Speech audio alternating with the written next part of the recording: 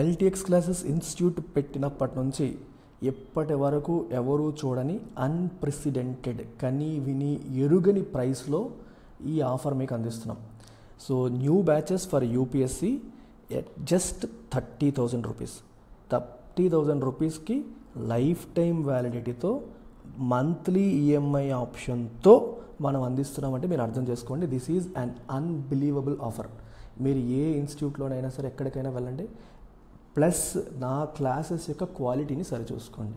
మీరు ఇండియాలో number 1 ఇన్స్టిట్యూట్తో compare చేయండి. నా ఎకానమీ క్లాసెస్ ఎలా ఉన్నాయి, మా పాలిటీ క్లాసెస్ ఎలా ఉన్నాయి, మా అదర్ సబ్జెక్ట్ క్లాసెస్ ఎలా ఉన్నాయి, నెంబర్ 1 ఇన్స్టిట్యూట్తోనే కంపేర్ చేయండి. ప్రైస్ కూడా చూడండి, ఎంత తక్కువ ప్రైస్కి ఎంత మంచి క్వాలిటీ మనం అందిస్తున్నాం అనేది మీరు చెక్ చేసుకున్న తర్వాతే మీరు జాయిన్ అవ్వండి. ప్లస్ మీకేంటంటే ఒక ఐసింగ్ ఆన్ ద కేక్ అంటారు చూడండి, ఈ 30,000 ప్రైస్కి మళ్ళీ 20% డిస్కౌంట్ నా బర్త్డే ట్రీట్గా ఇస్తున్నాను నేను. అంటే 30,000 పైన 20% ఇస్తే మీకు 24,000 అంటే 6,000 రూపాయలు తగ్గిపోయి కేవలం 24,000 రూపీస్కి మీకు general studies prelims come mains అన్ని సబ్జెక్ట్స్ కూడా జిఎస్లో అన్ని సబ్జెక్ట్స్ కూడా 24,000 రూపాయలకి లైఫ్ టైం వ్యాలిడిటీతో వస్తున్నాయి. నమ్మసక్యం కాని ఆఫరు ఇది. వినియోగించుకోలేకపోతే ఐ కాంట్ డూ ఎనీథింగ్. ఎందుకంటే 31 మే వరకు మాత్రమే ఇలాంటి ఆఫర్లు, ఈ ఆఫర్ అయితే ఉంది. సో ఏ డౌట్ ఉన్నా ఈ నెంబర్కి మీరు కాంటాక్ట్ చేయండి. ఈ ప్రోగ్రామ్కే కాదు, ఇన్స్టిట్యూట్లో అందిస్తున్న ప్రతి ప్రోగ్రామ్ పైన అక్రాస్ ద బోర్డు మీరు ఏ కోర్స్ తీసుకున్నా సరే 20% డిస్కౌంట్ 31 మే వరకు అందిస్తున్నాము. So do make use of this wonderful opportunity. So look at this article.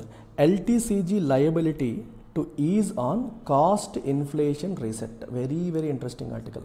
అంటే లాంగ్ టర్మ్ క్యాపిటల్ గుడ్స్ పైన మనకి వచ్చే ప్రాఫిట్స్ ఏవైతే ఉంటాయో, వాటిని అమ్మినప్పుడు మనకు వచ్చే ప్రాఫిట్స్ ఏవైతే ఉంటాయో వాటి మీద మనకి ట్యాక్స్ లయబిలిటీ అనేది ఇప్పుడు తగ్గబోతుంది because of cost inflation reset అని చెప్పారు. అయితే ఇక్కడ ఏం మాట్లాడుతున్నారంటే చూడండి, ఇక్కడ Central Board of Direct Taxes notifies cost inflation index for 24-25 at 363, a 4.3% rise from FY24's 348.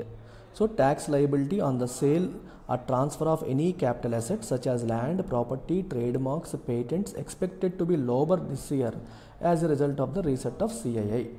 ఇది ఇక్కడ రాసిన అంశం. అయితే అసలు CII అంటే అర్థం ఏంటి? మీకు ఒక ఎగ్జాంపుల్ చెప్తాను.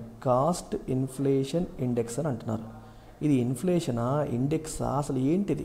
మీకు ఒక ఎగ్జాంపుల్ చెప్తే క్రిస్టల్ క్లియర్గా అర్థమవుతుంది. ఫర్ ఎగ్జాంపుల్, మీ నాన్నగారు 1990లో ఒక ల్యాండ్ కొన్నారు అనుకుందాం. సో 1990స్లో ఈయన ఈ ల్యాండ్ని లెట్సే 10,000 రూపాయలకి కొన్నారు. ఇప్పుడు 2024 వచ్చింది.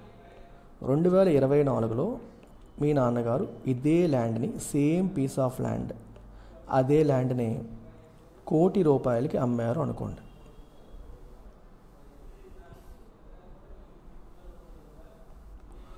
₹1,00,00,000కి అమ్మారు అనుకోండి. ఓకేనా?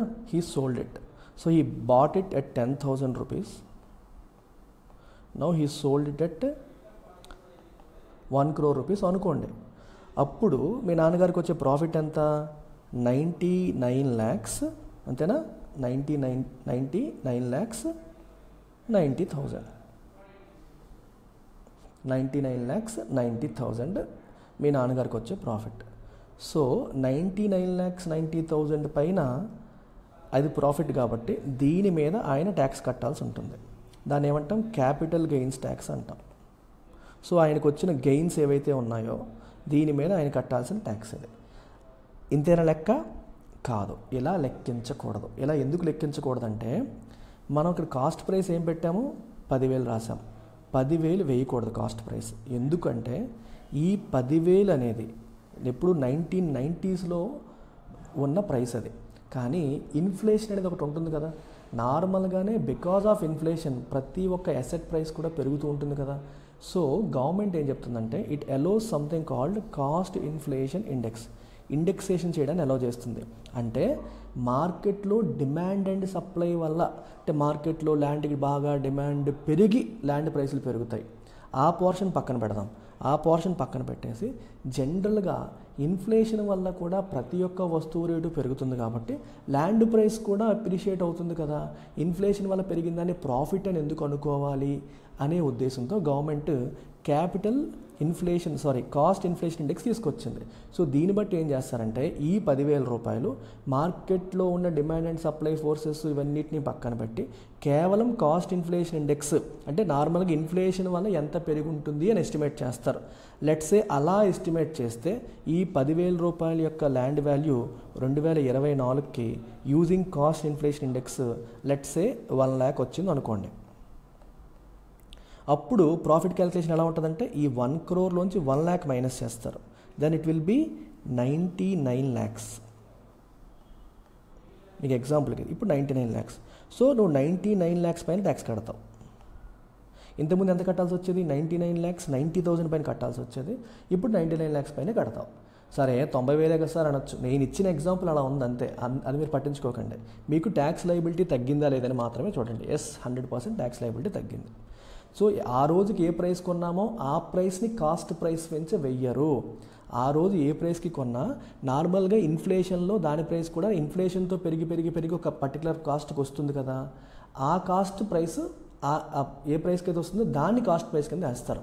అయితే అది ఎలా వస్తుంది అనేదాన్ని మనకి ఎలా తెలుస్తుందంటే ఈ కాస్ట్ ఇన్ఫ్లేషన్ ఇండెక్స్ వల్ల తెలుస్తుంది. సో గవర్నమెంట్ ఈ కాస్ట్ ఇన్ఫ్లేషన్ ఇండెక్స్ని ఎప్పటికప్పుడు రిలీజ్ చేస్తూ ఉంటుంది.